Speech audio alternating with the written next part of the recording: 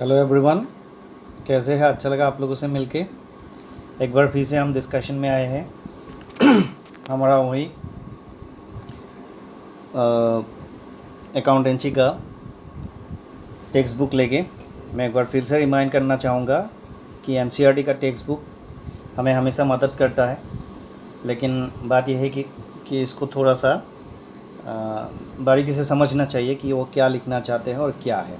Okay, so dear student, now we are discussing with our NCERT class 11 textbook, and in this textbook we will discuss about the recording of transaction part 1. This is the chapter 3, recording of transaction part 1. Okay, in this chapter we will particularly discuss about different items. So the first one is what is business transaction and what is source document. Okay, what is business transaction and what is source document. So ये business transaction है क्या? सबसे पहले कि business transaction जो है और ये source document जो है वो दोनों क्या है।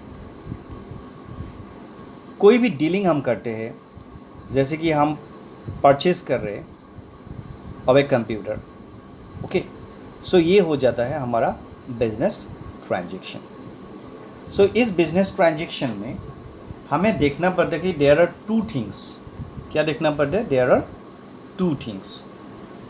एक क्या है कि पेमेंट ऑफ कैश, एक क्या है पेमेंट ऑफ कैश, और दूसरा क्या है डिलीवरी ऑफ द कंप्यूटर। सो यही कॉन्सेप्ट जनरली नॉर्मल कोर्स में हमारा जो नॉर्मल कोर्स में हम दो थिंग्स को नहीं सोचते। हम नॉर्मल कोर्स में हम मार्केट गया, एक कंप्यूटर ख़रीद के लाया, हमारा सोच यही पे ख़त्म हो जाता है कि हम कंप्यूटर ख़रीद के लाया, हम क्या लाया, हमारा घर में कौन सा प्रॉपर्टी आया, एक कंप्यूटर आया, बस बहुत खुशी मिला हमको। लेकिन हम ये नहीं देख पाया कि हमारा ये कंप्यूटर जो आया उसके बदले में हमारा घर से लक्ष्मी चला गया, कैश चला गया।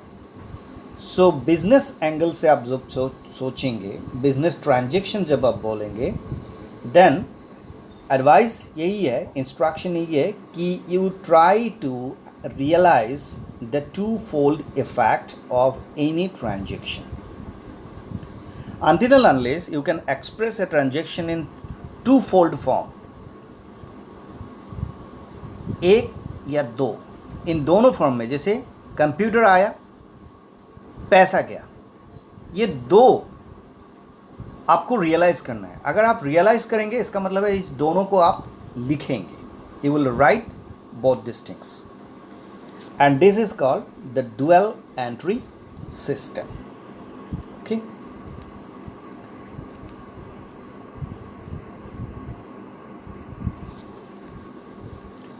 अब कोई भी बिजनेस ट्रांजेक्शन आप जब लिखना चाहोगे, कोई भी बिजनेस ट्रांजेक्शन जब आप लिखोगे, उस ट्रांजेक्शन को लिखने से पहले इसका एविडेंस होना चाहिए कि ये ट्रांजेक्शन जो सही है, तो उसके बारे में आपको गारंटी मिलना चाहिए। And business transactions are usually evident by appropriate document. Business transactions are basically used by appropriate what? Document. So ये जो appropriate document है उससे हमारा जो क्वालिटेटिव कैरेक्टर ऑफ रिलायबिलिटी वो एश्योर्ड होते हैं। अगर हमारा डॉक्यूमेंट हमारा सामने नहीं रहेगा तो हम कैसे मानेंगे कि जो figure we are going to write on record वो फिगर सच है कि गलत है। सो इसके लिए हमें क्या चाहिए? वी नीड सम एविडेंस और evidence based document. For example, the evidence based documents are cash memo, invoice, sales bill, pay in slip, cheque, salary slip etcetera. Okay, so ऐसा एविडेंस बेस्ड डॉक्यूमेंट्स को हम क्या कहते हैं? We said them source documents और a voucher. We say it's a source documents or a voucher. Okay. आपका book का page number 42 है, जो बुक आपके सामने है, वहाँ पे ऐसे कुछ वाउचर्स का रूप देखने को मिल रहा है। इस वाउचर्स में क्या क्या कंटेंट है? ये एक डेबिट वाउचर का लुक है। इसमें वाउचर का नंबर है, अकाउंट्स है, सीरियल नंबर है, कोड है, किसने बनाया है उसका नाम है, डेट है, everything is there. Okay, some vouchers are so simple and कुछ vouchers are a little complex. So ये चैप्टर का जो पहला हिस्सा है आपका बेसिकली इन वाउचर्स के बारे में दिखाते हैं। क्लियर? आपका स्क्रीन पे एक इमेज आपको दिखाई दे रहा होगा। जो ये इमेज है, ये किस चीज़ का इमेज है? ये एक सोर्स डॉक्यूमेंट का इमेज है। ये एक इन रियल टर्म में कैश वाउचर का इमेज है। इसमें वाउचर्स का नंबर दिया है। ओके, वाउचर्स का नंबर दिया है, फिर किसने बनाए हैं उसका एड्रेस दिया है। ठीक है, पे टू किसके लिए है, अमाउंट दिया है। ओके, राइटिंग्स में दिया है अमाउंट, किसने प्रिपेयर किया उसका नाम दिया है। ठीक है, ये क्या होता है? This is a look of A voucher. ये एक डिपॉजिट स्लिप का लुक है। ठीक है, ऐसा बहुत सारा दिखाया जा सकता है। अगर आप इंटरनेट को भी चार्ज करोगे, you will get plenty of such vouchers. आपका जनरली कोर्स में आने वाला क्वेश्चंस जो होता है, बेसिकली केंद्रीय विद्यालय का या नवोदय विद्यालय का या कोई CBSE बेस्ड बोर्ड स्कूल का फर्स्ट यूनिट टेस्ट वगैरह में एक वाउचर्स बनाने के लिए आपको दे सकता है कि ड्राफ्ट है मॉडल ऑफ ए वाउचर। ठीक है, या तो आपका जो स्कूल का जो असाइनमेंट टास्क होता है, उन असाइनमेंट टास्क में भी आपको दे सकता है कि एक वाउचर बनाओ और वॉल पे चिपकाओ। ठीक है, या आपका जो प्रोजेक्ट टास्क हो सकता है, उसमें भी आप लोगों को दे सकता है कि some different types of vouchers का कलेक्शन करो और उनका इमेज बनाओ या प्रिंट आउट निकालो और उसको कलेक्शन का फाइल बनाओ और सबमिट करो।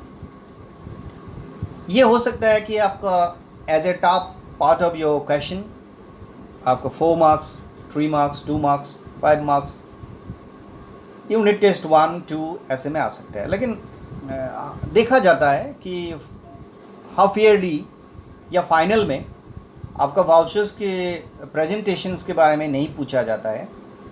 आपका एक बस 1 मार्क्स का क्वेश्चन बन सकता है कि what is mean by voucher, या एक वेरी पॉसिबल क्वेश्चन फ्रिक्वेंटली आते हैं कि what is a source document, और इसका वैरायटी ऑफ सोर्स डॉक्यूमेंट के बारे में आप लिस्ट आउट करो एग्जाम्पल की तरफ, या उसका ज़रूरत क्या है, what is the use of this source document, कि इससे क्या फ़ायदा होता है या क्या होता है। थोड़ा एक लाइन का आपको एक्सप्लेनेशन देना पड़ सकता है। सो ये वीडियो इज़ वेरी स्मॉल। हमें इस वीडियो में सिर्फ वाउचर्स के बारे में डिस्कस करना था। आज के लिए वीडियो इतना ही है। आप लोग कमेंट कीजिएगा, अगर आप लोगों को इस वीडियो से संतुष्टि मिले लाइक कीजिएगा, कमेंट कीजिएगा। हम और नेक्स्ट वीडियो में आप लोग को क्या डिस्कस करने वाला है। सो हमारा नेक्स्ट वीडियो में आप लोगों को क्या डिस्कशन करने वाला है वो आप लोगों को स्क्रीन पे दिखाई दे रहा है। वो है अकाउंटिंग इक्वेशन। ओके, अब क्वेश्चन है कि ये जो अकाउंटिंग इक्वेशन है वो एक्चुअली में एक लीनियर इक्वेशन कहते हैं। इस लीनियर इक्वेशन में एसेट का जो कुल राशि है, total value of asset of an organisation, हमेशा संतुलित रहता है with the total value of the capital and the total value of the liability.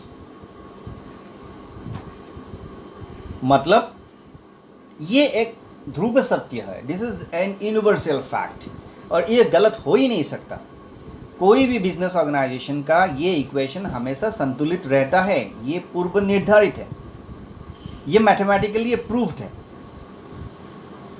अगर आपका कैलकुलेशन के अंत में at the end of your calculation अगर आपको ये समझ में आ रहा है कि कहीं ना कहीं आपका एसेट, कुल राशि ऑफ एसेट या total value of assets accumulated is somehow higher और lower than the total value of liabilities plus capital, तो ये आपको मान लेना पड़ेगा कि गलतियां आपका अकाउंटिंग सिस्टम में हो गया है। क्योंकि सच्चाई तो ये है कि एसेट का कुल राशि must be equal to the total of all the liabilities plus the capital. This equation के आधार पर whenever we get any transaction we can express its effect lying over the fundamental fact of equation। कोई भी transaction हमें जब मिलते हैं उस ट्रांजैक्शन को हम इस बेसिक फैक्ट के आधार पर एक्सप्रेस कर सकते हैं या वेरीफाई कर सकते हैं, and that is called accounting equation. The accounting equation signifies that the assets of a business are always equal to the total of its liabilities and capital। जबकि आपको मैं बताऊं, कभी कभी हम लोग कैपिटल को ओनर्स इक्विटी भी बोलते हैं। तो अगर ओनर्स इक्विटी शब्द आए तो मान लेना है कि वो घरेलू भाषा में कैपिटल ही है।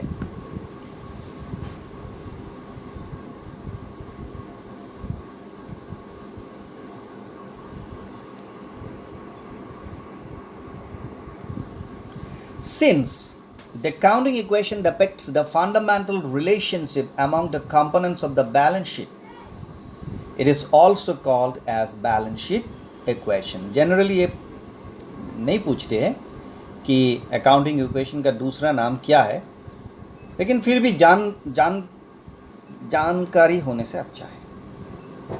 ओके, सो अब यहाँ पे आपको एक नया शब्द मिल गया कि since the accounting equation depicts the financial relationship among the components of the balance sheet, among the components of the balance sheet. अब भाई जब नया शब्द आपको मिलता है और एक नया स्ट्रीम में आपको मिलता है तो हर चीज़ को साथ ही साथ समझ के जाने से थोड़ा बहुत आपकी के लिए अच्छा होता है। अब बैलेंस शीट क्या होता है, सिंपल भाषा में समझ लो, एक ऐसा रेक्टेंगुलर पेज का एक फॉर्मेट है जिसका इस साइड में लायबिलिटीज़ और कैपिटल को रखा जाता है और इस साइड में आपका एसेट्स को रखा जाता है। इससे होता क्या है, इससे एक आदमी को सीधा नज़र आता है कि अरे भाई क्या नज़र आता है कि एक ही पन्ना है, उसी पन्ना में एक साइड में आपका लायबिलिटीज़ और कैपिटल रखा है और दूसरी पन्ना में आपका एसेट्स रखा है। तो हमें देखने को मिल रहा है कि कंपनी के पास इतना इतना इतना इतना लायबिलिटीज़ का है और इतना इतना इतना इतना एसेट्स का है और कैपिटल है, और दोनों का जो फिगर है वो फिगर सेम है। इसी को हम कहते हैं बैलेंस शीट। ओके, और बैलेंस शीट का भी वही फंडा होता है। बैलेंस शीट का भी मतलब अकाउंटिंग इक्वेशन के आधार पर ही उसको भी हम वेरीफाई करते हैं या बनाते हैं। ओके,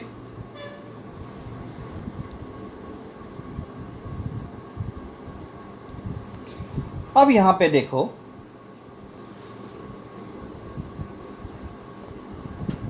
इस क्वेश्चन में कहा गया है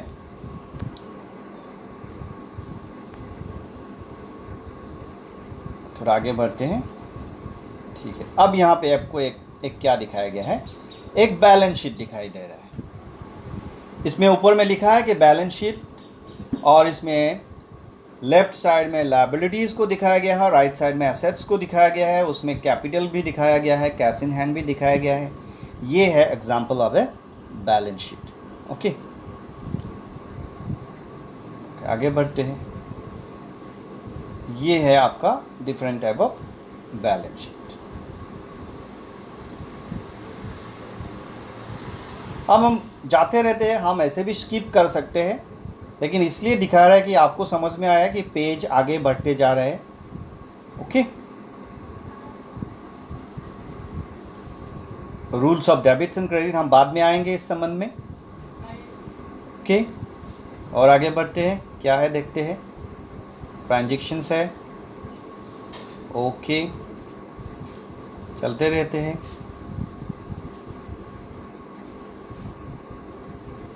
इलास्ट्रेशन आ गया, ठीक है।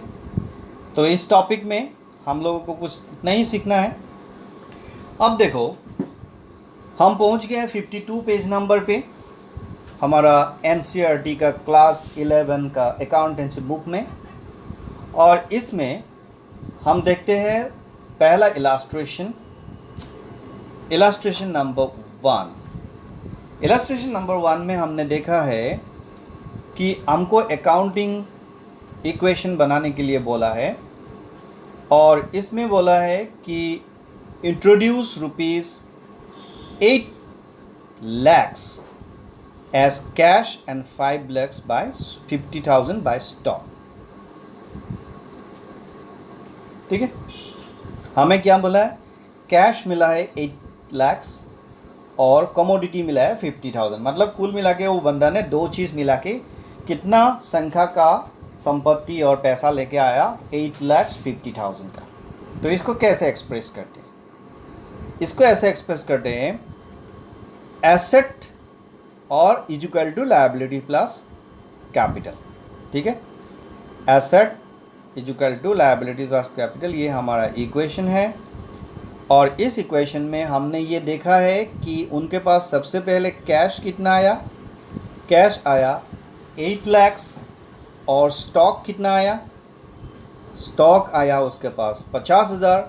तो कुल मिला के उनके पास 8,50,000 का सामान लेके वो बिज़नेस शुरू किया। और जितना पैसा से बिज़नेस शुरू किया, वो किस रूप से शुरू किया, हमेशा ज़रूरी नहीं कि कैश से ही शुरू करेगा, कुछ कमोडिटी से भी शुरू कर सकते हैं।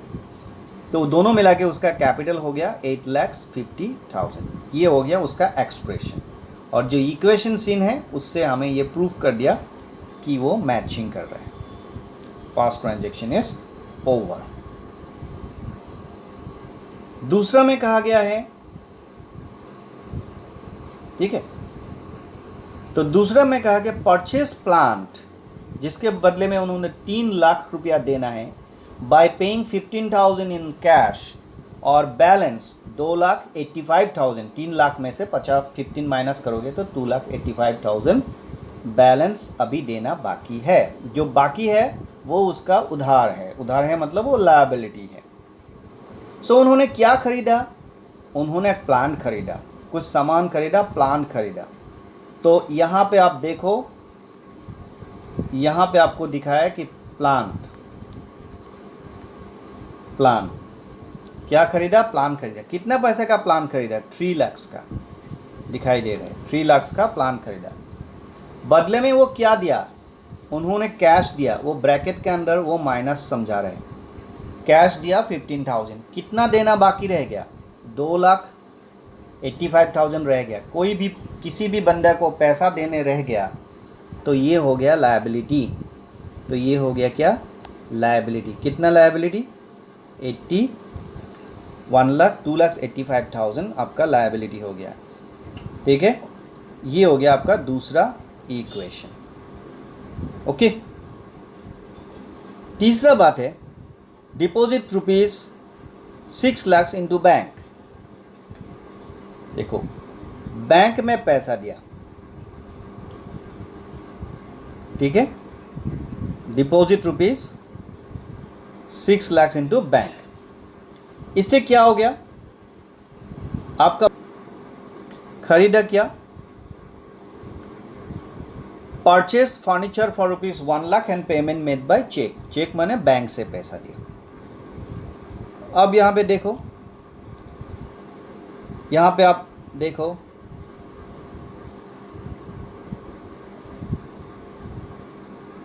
फर्नीचर खरीदा तो फर्नीचर हो गया प्लस, लेकिन बदले में आपने क्या दिया? पैसा दिया। पैसा आप कहाँ से दिया? कैश से दिया? नो। किससे दिया? बैंक से दिया। तो माइनस कहाँ पे हो गया? बैंक में माइनस हो गया। ठीक है, 1 लाख रुपया का फर्नीचर में प्लस हो गया और 1 लाख रुपया ही बैंक से माइनस हो गया। हो गया बात क्लियर?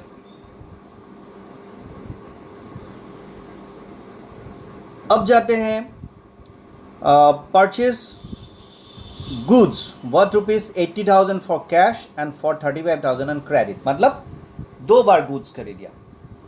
कुछ सामान 80,000 रुपये का कैश दे के खरीदा और कुछ सामान 35,000 का उधार में खरीदा। कुल मिला के 80,000 का कैश सामान खरीदा प्लस 35,000 का सामान खरीदा। दोनों मिला के 1,15,000 का सामान खरीदा। उनमें से 80,000 का पैसा चुकाया, बाकी अभी बाकी देना बाकी है।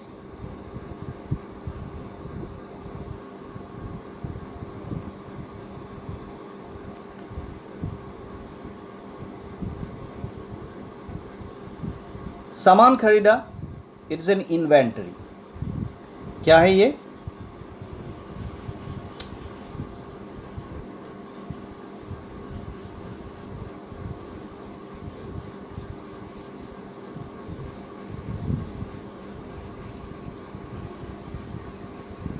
सामान खरीदा, ये है इन्वेंटरी, ये है। दोनों मिला के 80,000 और 35,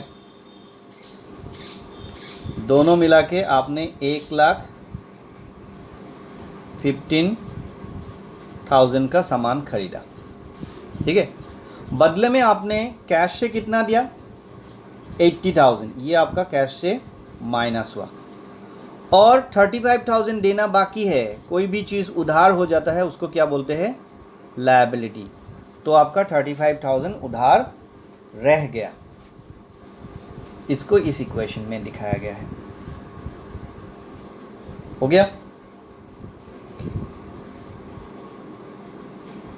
फिर आगे चलते हैं। देन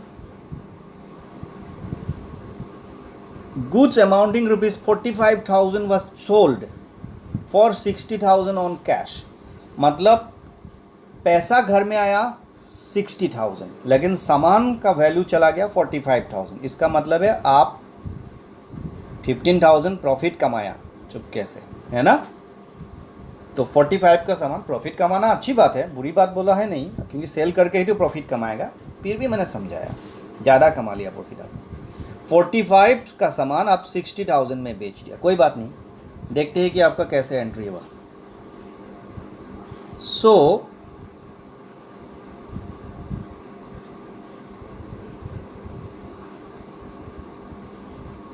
आपका ये ट्रांजैक्शन यहाँ पे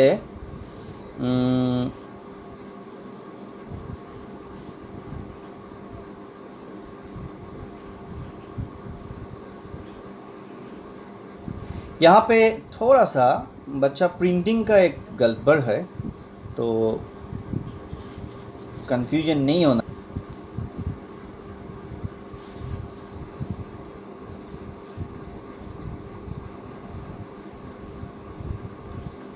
तो ये 45,000 आपको ब्रैकेट के अंदर दिखा रहा है, तो इसका मतलब है माइनस, आगे का प्लस साइन से थोड़ा कंफ्यूजन हो जाएगा। आप लोग सीधा माइनस लिखने से ज़्यादा अच्छा है। ये 45,000 आपका इन्वेंट्री मतलब स्टॉक आप बेच दिया तो माइनस हो गया, इसको माइनस पकड़ना है क्योंकि ये ब्रैकेट के अंदर है। बदले में आपको क्या मिला? 60,000 का कैश मिला। क्या मिला? कैश। तो इससे आपका प्रॉफिट कितना हो गया? प्रॉफिट आपका कितना हो गया? 15,000। कितना प्रॉफिट हो गया? 15,000। तो ये जो प्रॉफिट है आपको क्या कहाँ पे दिखाना है? कैपिटल में प्लस करके दिखाना है। थोड़ा याद रखिएगा बात को, प्रॉफिट आपको कैपिटल में प्लस करके दिखाना है। अगर कभी बाई चांस लॉस हो जाए तो उसको माइनस करके दिखाना है। Simple, very good, okay.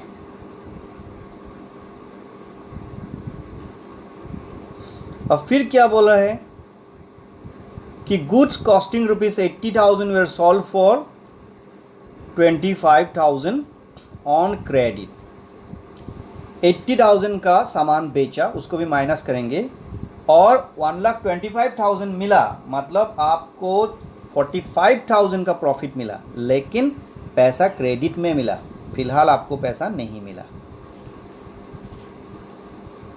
ठीक है, ठीक है।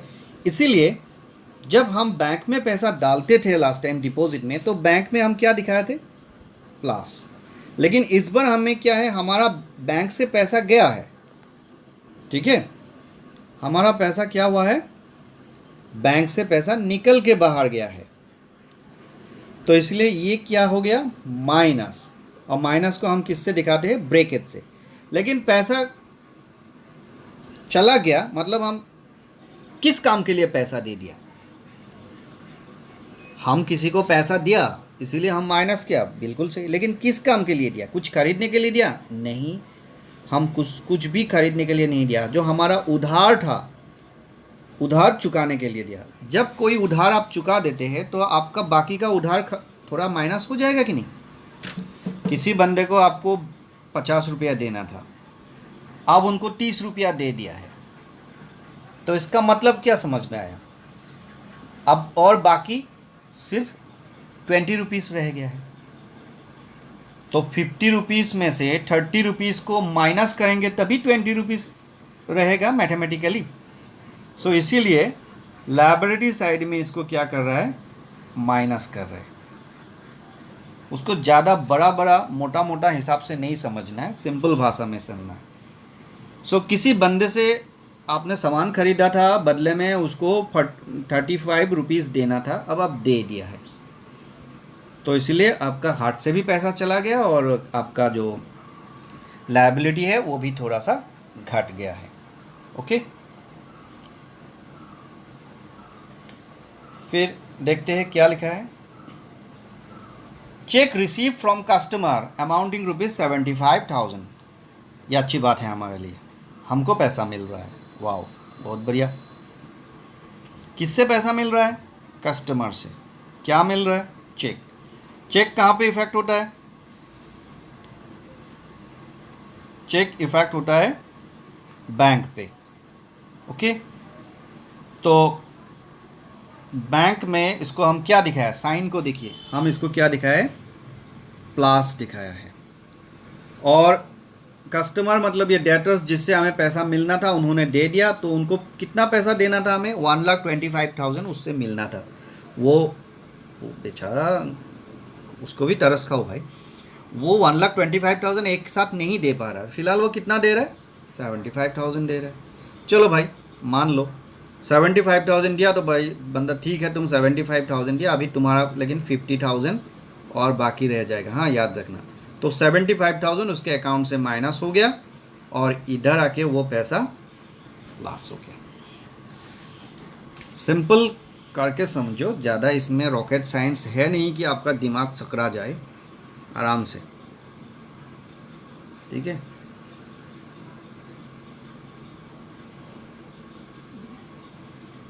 Withdraw bye owner for personal use. देखो भाई थोड़ा सा 1-2 रुपया का कंसंट्रेशन दे दो कि पर्सनल यूज़ का मतलब है ड्राइंग्स। ये नया शब्द है, ज़िंदगी में कभी नहीं सुना पहले बार। तो पर्सनल यूज़ का मतलब क्या है? ड्राइंग्स। याद रहेगा? मेरे साथ बोलो। हाँ सही है, ड्राइंग्स, स्पेलिंग देख लेना। तो पर्सनल यूज़ का मतलब है ड्राइंग्स, और इसके लिए पर्टिकुलरली आपको याद रखना है, ये बहुत ही इंटरेस्टिंग पॉइंट है। कितना रुपया विड्रॉ किया? 25,000। चलो लास्ट एंट्री है, देखते हैं क्या क्या जादू। इसमें आप देखो, ये आपका जो 25,000 है, सो ये 25,000 आपका इधर में भी माइनस हुआ है। ध्यान रहे, ब्रैकेट मिले तो माइनस समझना, आगे का प्लस चिन्ह से कंफ्यूजन मत होना। इसमें माइनस हुआ है और कैश में माइनस हुआ है। ये एक ऐसा फंडा है जो इंट्रोडक्टरी जर्नल एंट्री का पूरा उल्टा है। इंट्रोडक्शन में क्या होता है? कैश में भी प्लस होता है, कैपिटल में भी प्लस होता है, इसको बोलते हैं स्टार्टिंग बिजनेस। और ये है ड्राइंग, उल्टा, मतलब कैश में भी माइनस होगा और कैपिटल में भी माइनस होगा, ठीक है।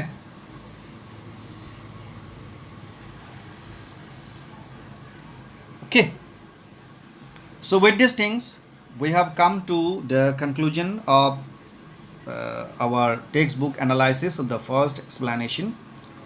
सॉरी भाई, थोड़ा सा ये टेक्निकल प्रॉब्लम्स आ गया बीच में। Anyway, hope you will excuse this part and try to understand the main concept and give me definitely your feedback. Thank you very much.